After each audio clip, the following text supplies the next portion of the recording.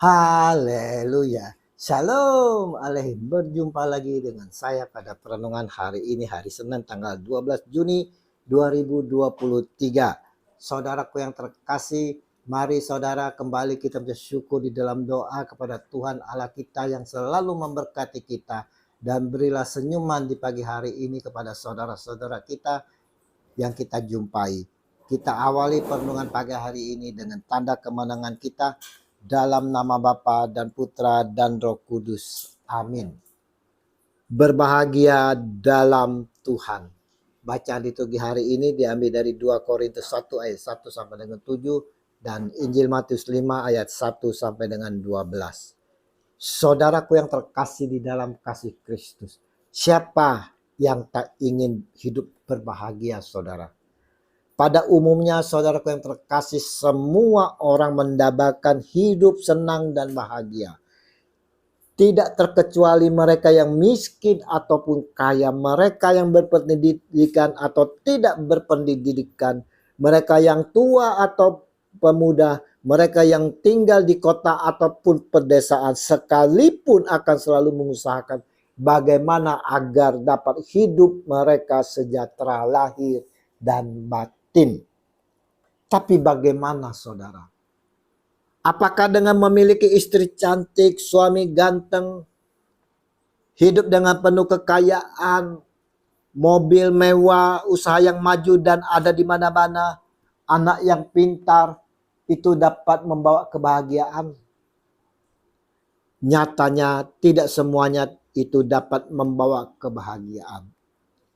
Untuk menggapai suatu kebahagiaan tidak semudah yang kita pikirkan dan kita ucapkan, saudara. Dalam kenyataan hidup ini manusia dilingkari oleh berbagai persoalan hidup. Seperti kemiskinan, penyakit, masalah pengangguran, masalah narkoba yaitu narkotika dan obat-obat terlarang, maraknya begal. Belum lagi masalah global ekonomi yang terjadi pada saat-saat ini dan lain-lain sebagainya. Ada orang berpandangan bahwa untuk bisa berbahagia maka harus dapat mengumpulkan ini dan itu dalam kehidupan ini. Sehingga seorang bisa berkata setelah menikah, memiliki pasangan hidup, memiliki suami atau istri, pastilah akan berbahagia. Jika sudah punya mobil atau rumah, pastilah akan berbahagia. Memiliki anak adalah sumber bahagia. Mungkin saja saudara. Namun pendapat tersebut masih sebatas kebahagiaan lahiriah semata-mata. Berbahagia menurut dunia ini berbalik 180 derajat dengan menurut kerohanian saudara. Kita bisa lihat di dalam Injil yang kita baca dan kita renungkan hari ini. Bagaimana Yesus sampaikan tentang berbahagia. Apa yang diucapkan Yesus tentang berbahagia sangat unik sekali bagi kita. Bahkan sangat aneh saudara.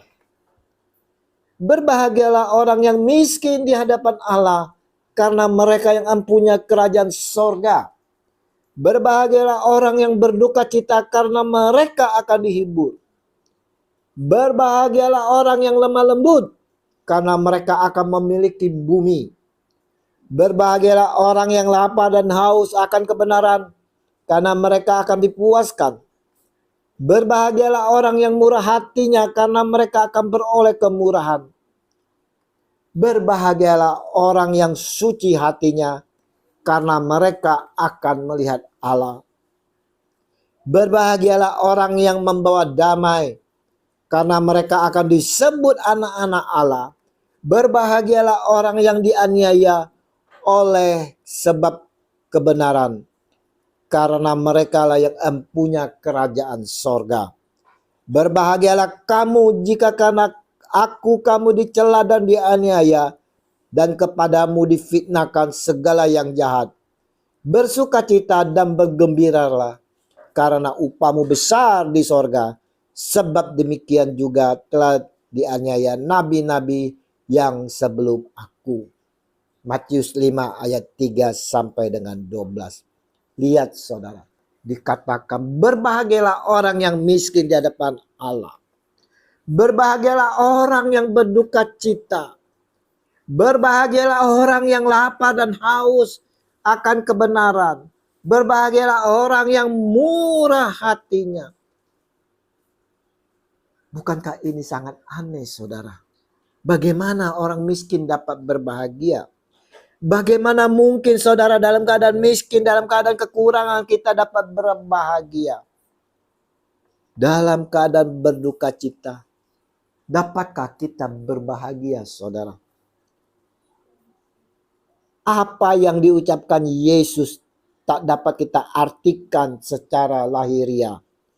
Miskin di sini bukanlah miskin materi, saudara, tetapi miskin di sini adalah miskin rohani.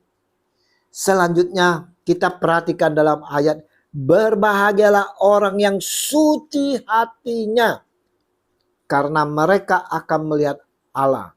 Matius 5 ayat 8. Suci hati artinya bersih hatinya, saudara. Bersih di sini, saudaraku yang terkasih, mengandung arti tidak tercemar dan tidak dikotori. Bersih berarti, saudaraku, yaitu tulus, murni, dan polos. Kita memang selalu ingin tampak bersih. Kita tampil dengan wajah dan pakaian yang bersih. Piring dan sendok harus bersih, apalagi makanannya. Kita ingin kelihatan bersih, saudaraku, sebab itu kita membersihkan yang kelihatan. Yang kelihatan itu adalah bagian luar.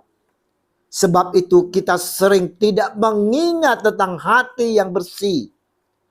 Sebab hati ada di dalam dan tidak kelihatan. Sedangkan Allah melihat hati kita, saudara. Lalu apa faedah hati yang bersih? Tuhan Yesus berkata, berbahagialah orang yang suci hatinya karena mereka akan melihat Allah. Ayat 8. Faedah hati yang bersih adalah kita dapat berjumpa, bertemu dengan Allah, saudara. Saudara-saudaraku yang terkasih di dalam kasih Kristus. Di dalam pengajaran Tuhan Yesus pada hari ini sangat jelas sekali bahwa bahagia itu bukanlah dari materi, saudara. Kebahagiaan adalah bertemu dengan Allah. Kebahagiaan adalah melihat Allah, saudara. Dan syaratnya tidak banyak. Cukuplah kalau kita datang dengan hati yang polos, yang tulus, dan yang bersih, saudara. Bersih dari apa? Bersih dari benda-benda yang bisa mengotori motivasi pertemuan kita dengan Allah. Misalnya uang. Masih murnikah motivasi kita untuk melayani atau beribadah kepada Tuhan jika di balik itu tersembunyi keinginan agar dengan beribadah dan melayani hanya untuk mendapat uang? Kita mengira bahwa uang adalah akar kebahagiaan, sehingga banyak orang yang menghabiskan waktu dan tenaganya untuk mencari uang. Padahal saudaraku yang terkasih, menurut Alkitab, uang adalah akar kejahatan. Dikatakan, ditulis, karena akar segala kejahatan ialah cinta uang. Sebab oleh memburu uanglah beberapa orang telah menyimpang dari iman dan menyiksa dirinya dengan berbagai-bagai duka. 1 Timotius 6 ayat 10. Saudaraku, kita setiap waktu selalu mencari kebahagiaan. Kita semua ingin menemukan kebahagiaan itu, saudara. Kita ingin merasa bahagia. Kebahagiaan itu tercipta kalau kita bisa berjumpa dengan Allah.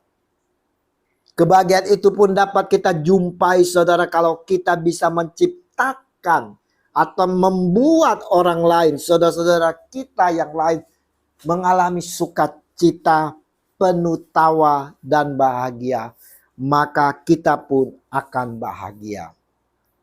Saudaraku yang terkasih, perenungan hari ini mau menyampaikan kepada kita semua, kalau kita mau bahagia, maka kita harus menjalin hubungan yang mesra dengan Allah, saudara. Kita beri waktu untuk berjumpa dengan Allah. Carilah waktu yang spesial bagi Tuhan Allah kita. Maka kita akan bahagia, saudara. Juga ciptakan sukacita, kebahagiaan terhadap orang di sekitar kita. Maka dengan kehadiran kita di sana, kita pun akan bahagia. Mari kita mau memiliki waktu bersama Tuhan Allah kita. Kita mau selalu bersama dengan Dia, bersama gurau, bercanda, saudara. Sehingga kita merasakan kebahagiaan yang penuh sukacita, damai sejahtera yang datang daripada Allah.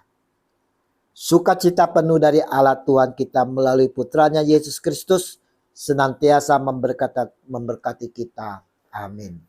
Dalam nama Bapa dan Putra dan Roh Kudus. Amin. Shalom Aleichem.